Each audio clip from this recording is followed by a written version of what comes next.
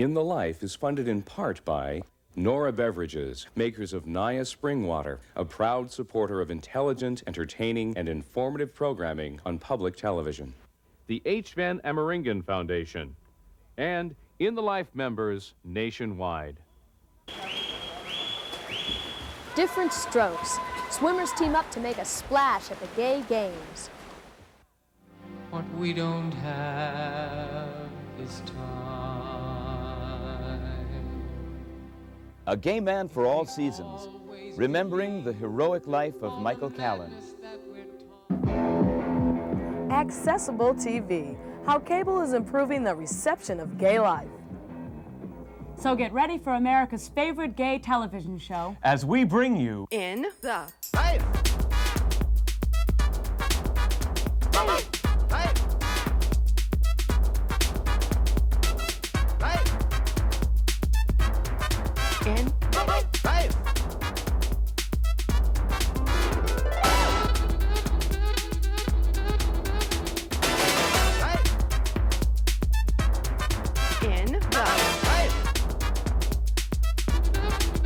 In Life. Welcome again to In the Life, your monthly guide to gay culture, entertainment, and events. I'm Greg Watt.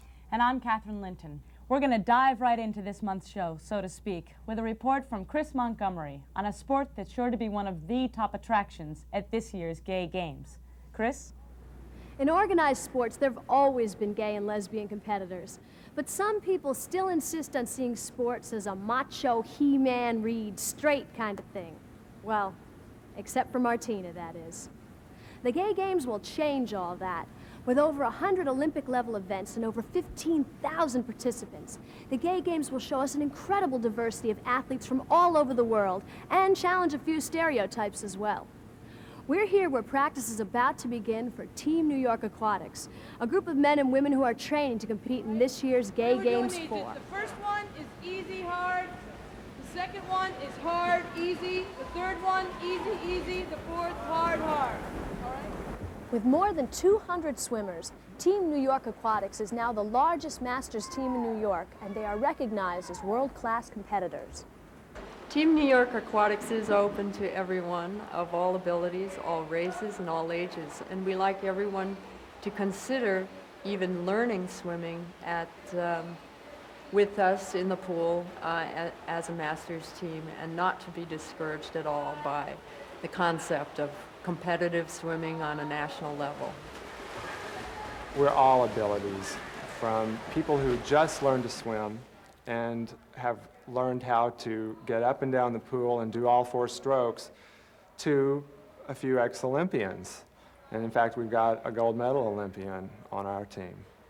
That gold medal Olympian is Bruce Hayes, who won his gold in the 800-meter freestyle relay in the 1984 Olympics in Los Angeles. The Olympics, for me, was really a pressure cooker. I mean, I felt so much pressure on me when I got there that it was hard for me to enjoy it until after I'd already competed.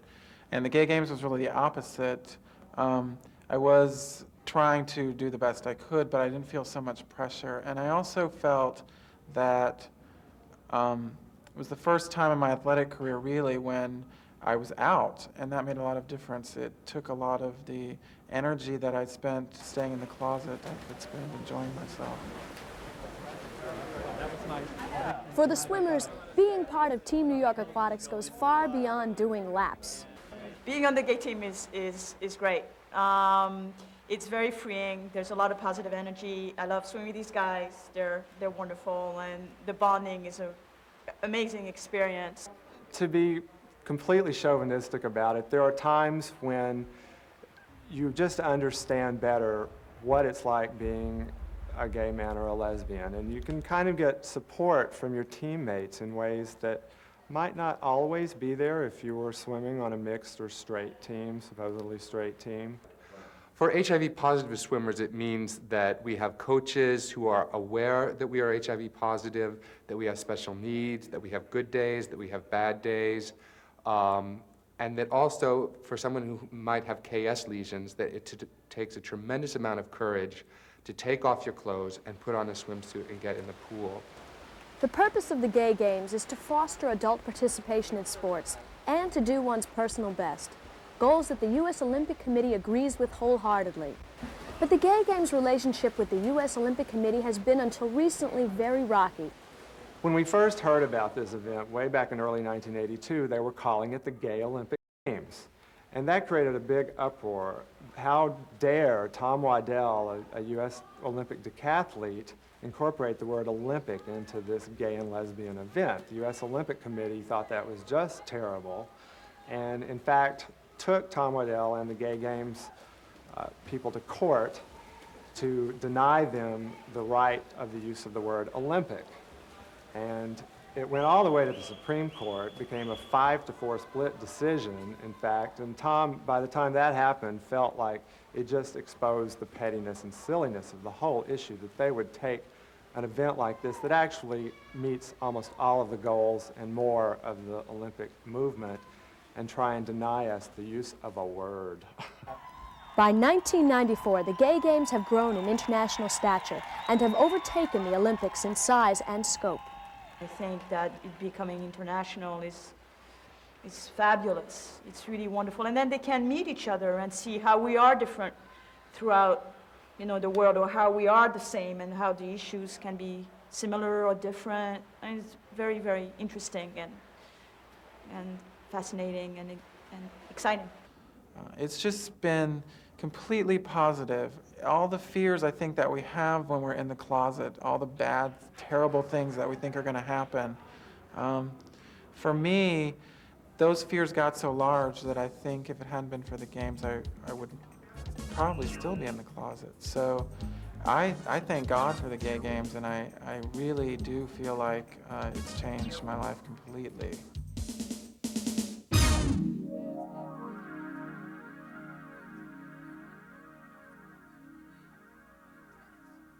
As viewers of In the Life know, the Gay Games are part of a series of events this year that mark the 25th anniversary of the Stonewall Rebellion. Stonewall was a rallying cry of gay liberation heard not just in this country, but internationally. Of course, the experiences of gay people differ radically from country to country. For example, in Canada, Israel, and Australia, gays in the military isn't even an issue. It's a simple fact of life, unlike here in the United States.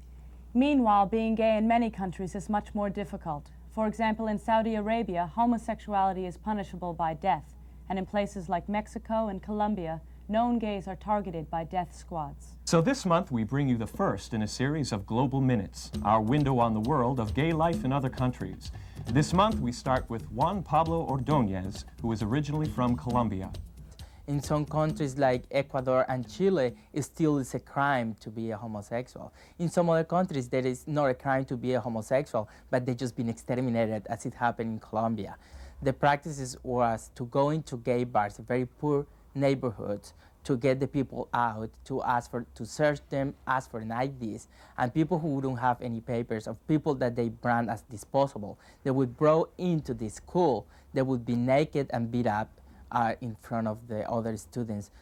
My daddy was, and my mom, they are very, very, very supportive, and to the point that now they ask me if I'm dating someone, if I'm gonna get married with a guy, if I like to have kids or not, and they're very interested every time I talk to them in knowing who I'm dating with. Stonewall 25 is the greatest opportunity to make the gay and lesbian movement a truly international movement. It's time for everybody to be aware that we are everywhere and that we do need the support from people from other countries in order to really get the respect for the most basic human rights.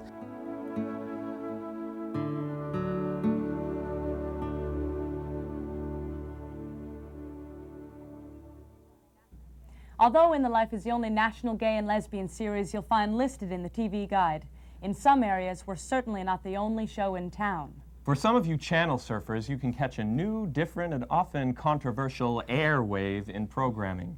Here with more is Sheridan Bailey. For years, network television was the only game in town, and openly gay people were rarely asked to play. Then cable changed all that.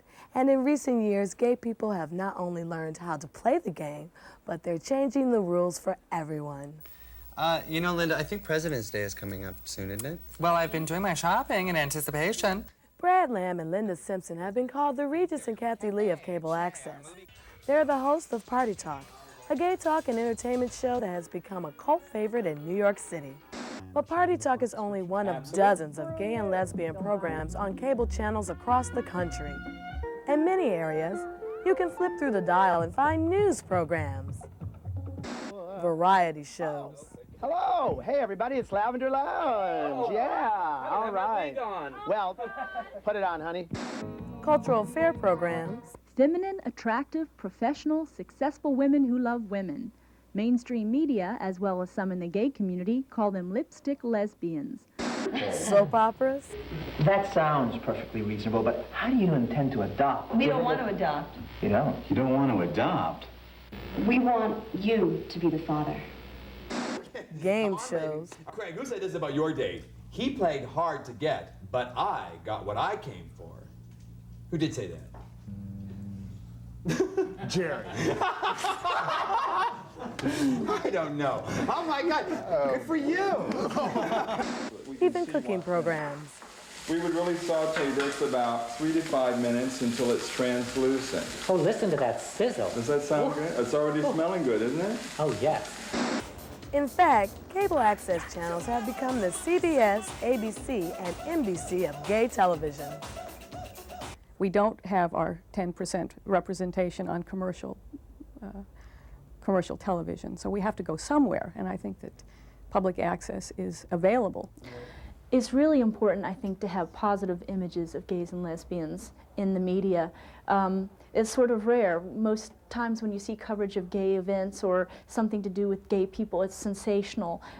There's some scandal involved or something like that. So this is totally different. Like a lot of straight public access programs, early gay programming placed a heavy emphasis on sex and nudity. But in the early 80s, gay cable access shows started turning their attention to the issues of the day. The sex-oriented Men in Films in 1982 became one of the first TV shows to tell viewers about Kaposi's sarcoma. How to recognize Kaposi's sarcoma. Today, most major cities have cable shows that help keep their viewers abreast of the latest news in the gay world. The shows are watched by gays and straights alike. People will meet gay personalities, who they like, people who are perhaps playwrights or authors or entertainers or comedians, and they'll say, hey, I like this person, and then they think, oh, that person's gay. Like many areas of gay activity, public access programming was at first dominated by gay men. I think most of the so-called gay and lesbian programming that you find on cable is generated by men, by gay men, and that if women are featured, it's usually in a more of a token way or as a gesture towards inclusion. But I don't find that those programs are made from a woman's point of view or made by women particularly. So we also felt that that was very important in creating our own programming. I say, let's take over on our own. Let them follow behind us. Let's do a lesbian-only civil rights bill. Some even think the time is right for a 24-hour gay cable network. Well, I believe there should be a 24-hour, 7-day-a-week, 365-day network that operates and tells people about gay issues and brings them an update on what is happening in sports, entertainment, all the facets and things that gay people are interested in hearing about. But for the time being, cable access remains television's chief provider of gay programming. We are finally not afraid to go on the air ourselves and say, we are gay, this is our talent, here we are, enjoy it. We'll see you. Good decision. So Sheridan, as we've seen, the number of cable access shows is growing and growing. Where is all the funding coming from for all this new TV? Most cable companies are required by law to provide free airtime for local producers, and they also provide free studios and equipment. For instance, if you want to start a show in your own area, give your local cable provider a call. It's usually first come, first served. Michael Callen, a gifted singer and spirited warrior in the battle against AIDS, has recently passed away. We hear it in the Life Consider Michael family. He appeared with the Flirtations in our very first show. Alan Tulin is here to remember him. It's hard to believe Michael Callen is no longer with us, For more than a decade, he made beautiful music and worked tirelessly to improve the quality of life for people with AIDS, all the while fighting the disease himself. It's impossible to do justice to the richness of his life and legacy, but in the short time we have now, we wanted to acknowledge the immensity of his contribution to all our lives. My very earliest memories are of being tortured and tormented about feeling acutely different and knowing that something was really out of whack, that I wasn't seeing anyone in my world that looked like me or thought like me. Michael Callen may have had a difficult childhood, but as an adult, his contributions as an activist, writer, and musician have left a mark on our community that will not soon be forgotten. What a normal heart should do if you always play a part instead of being who you really are. Diagnosed in 1982 as having the disease that would later become known as AIDS, Callen turned his energy towards activism, founding the People with AIDS Coalition and the Community Research Initiative. Other countries are moving much more swiftly than we are. Other countries' response to AIDS demonstrates a sense of emergency which has been lacking here in the United States. What is egg lecithin? He also gained attention in the media as an outspoken critic of popular AIDS theory, appearing on many TV programs and in documentaries like Positive. He has lived as a person with AIDS longer than practically anyone else and has made use of that time founding and serving in organizations and writing for publications devoted to ending the AIDS crisis. At the beginning of the epidemic, when Michael Callen and a few friends warned about the exchange of body fluids, thus inventing safe sex, his statements were attacked like those of Larry Kramer as being homophobic and anti-erotic. Indeed, his outspoken opinions, including his belief that AIDS isn't solely caused by the HIV virus, became a rallying cry that highlighted the need for more attention to be paid to the AIDS crisis. He brought this home in testimony before Congress and the Presidential AIDS Commission.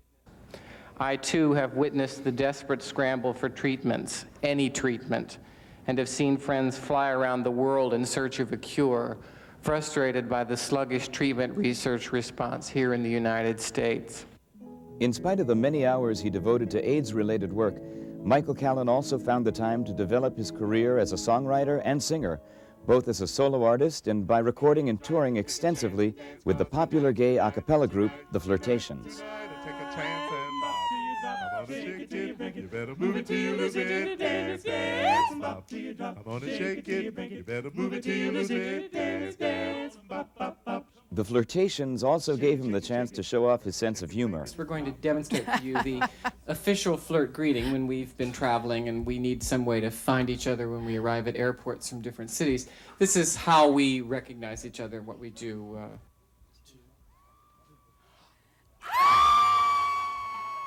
And the Flirtations have attracted national attention, even in mainstream America, highlighted by their appearance in the recent movie Philadelphia.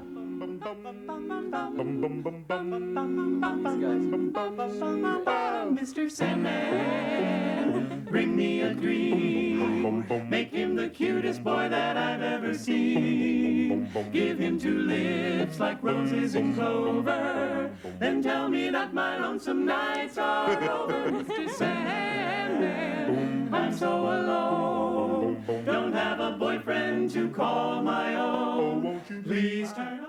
Michael's music served as an expression of joy and a rallying cry for an entire community. And he brought many people hope through his writing, singing, and activism. Hope that with a strong will and a sense of humor, we can make it through hard times. 'Cause love don't need a reason. Love don't always run. I realized that some people could look at my life and say, oh, it was so sad and he died of AIDS and isn't that tragic? But what I want to come through is that even after all the pain and all the torture and even having AIDS, I can honestly say being gay is the greatest gift I was ever given. I wouldn't change it for the world.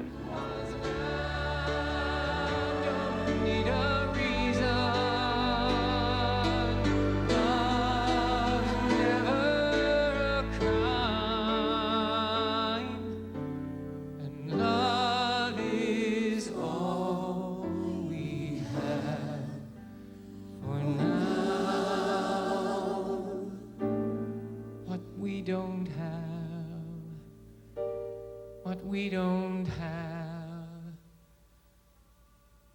is time.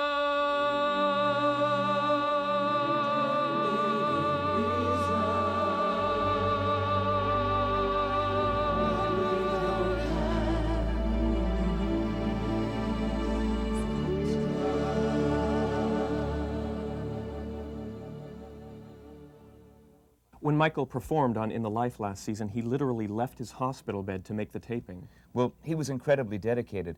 In 1992 at the AIDS Walk, we had had something like 9 days of torrential rain, and there was Michael on stage singing, and it was really inspirational. He will be missed. Harvey Fierstein was everyone's favorite uncle in the recent hit Mrs. Doubtfire, and his lover, Aunt Jack to the kids, was played by Scott Capurro, an out performer whose acting and stand-up career has taken off. Is this gonna hurt? Don't whine, just relax. Are you sure? Just remember, pain is beauty. Okay, here we go. Take a deep breath. Instant eye lift. Wow. And you'll never see the strings, they'll be under the wig. The man has 5 o'clock shadow at 8:30 a.m. and you're worried about strings? All right, we'll start with makeup. I'm not gonna wax. Don't worry, we'll just lightly spackle. Feel like Gloria Swanson. You look like her mother. So it was a great experience, you know. Robin and Harvey have always been icons of mine. And to be on a set with them a week later, you know, with these two great performers, and just us, no one else, the tech crew and us, for a week, was great. It was fun to meet Harvey Fierstein, though. He really does talk like that. Hi, I'm Harvey. What's your name? I'm Scott. I play your boyfriend. Oh, great. I'm a chicken hawk again. Can I get a cigarette, please? And we improvised so much that after a while, we weren't even dealing with the script. I mean, we were doing our own stuff, so. That whole exchange between Harvey and I, where he calls me a bitch, and he says, you know, watch it, the makeup, it should be a man, and I say, like, you know the difference, he calls me a bitch. I mean, that's all improvised. No, we're taking good care of your little boy. Don't worry, Mom. Hi, Evelyn. Thanks for the jam. She says you're welcome. Oh, I don't know. That beige concealer, do you know when we get more of it? Next week. You hear that, Ma? Next week. Wait, hang on. Enough already. It's a man. How would you know? Bitch. No, Ma, not you. I was talking about the dog. Okay, and it was interesting because a straight woman clothed us. So throughout the film, I'm wearing like flowing silks and linens, house coats, really dresses. Afternoon gowns are what I'm caught in. I look like Paul Lynde at a barbiturate barbecue. It's really a... Well, I'm doing a one-person show now. That's called Risk Gay, and it's about why I decided to become an openly gay comic in the mainstream circuit, and what led me to that. But in that realm, I'm able to do some acting, you know. I'm able to really explore some elements of my childhood and some things about my family. My family are total white trash, Southern Baptist from West Virginia, actually. When we traced our family tree, we found sheep. So I don't want to lose a chance for those all those car bodies without the engines that I might inherit, or that Denny's silverware. I shouldn't make fun of white trash because they're so in with the Clintons in the office now, you know, total white trash first family. Oh, they are. They are. I just know those Christmas lights are going to be up in that White House all year long. I mean, if I ever get anywhere, everyone will know that whatever character I'm playing or whoever I'm portraying, that a part of my real life is that I'm gay. I hear I may be up for a little Academy Award this year. Who knows? A little, very special category, though. The tallest, skinniest homo on screen. Okay. Robin Williams playing a woman. Harvey Fierstein, an openly gay actor, playing Robin's openly gay brother. Scott Capurro, an openly gay comedian, playing Harvey's lover. All of this in one of the biggest family movies of the year. The times they are a-changin'. Amen. And now, a woman who's never lacking for an opinion on any topic, our own Chrisanne Eastwood and her monthly commentary. It's happened again. You're out with someone, movie, dinner, conversation, good time, and then you get home and it hits you. Was I on a date? Do I have to call someone tomorrow? Straight people seem to have it easier. Since they are just friends with their own gender, they reserve the opposite gender for dating and or marriage, although I know they can be just friends too. I saw when Harry met Sally. Us gay folks have it tougher though. We are usually friends with the same gender that we date. Straight or gay, how do any of us know if we're even on a date anyway? Maybe it's in the asking. If you ask someone to dinner, it's not a date. But if you ask someone to go to dinner with you, or you offer to take them to dinner, it's a date. Buying food or having food bought for you is a good indicator. And if someone else is buying, order lobster. If you're on a date, don't order spaghetti. It's messy. Quantity counts. More than 2 people is probably not a date. Or maybe it's kissing. If there's a kiss exchange anytime during the event, it's a date. Although here I have my doubts. See, being from the Midwest, I'm not much of a kisser. I mean, kisses where I come from are reserved for weddings, funerals, and love, true or temporary. New York is a whole new ballgame.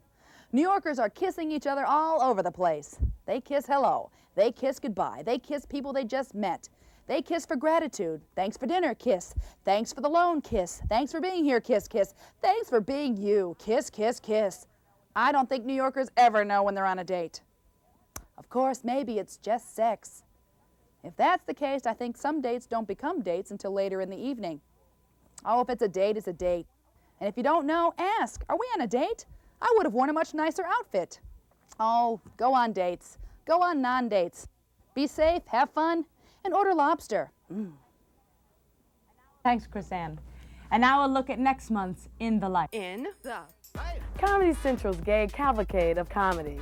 Out there. PBS scores a direct hit with Armistead Maupin's Tales of the City. Are there more tales to be told? And Hollywood finally confronts AIDS with the hit movie Philadelphia. Does this mean more mainstream gay films to come? We'll have to wait till next time to find out. In the meantime, stay tuned and stay with In the Life. We leave you with Michael Callen and his a cappella group, the fabulous Flirtations. The music lives on. Mr. Sandman, Sandman, I need a man. What kind of man? No one psychotic or Republican. Someone who will make us scream. Oh! Mr. Sandman, bring us, please, please bring us. Mr. Sandman, bring us a dream. A dream. Mr. Sand Person, bring us a bum bum bum bum bum bum bum bum bum bum bum bum a dream.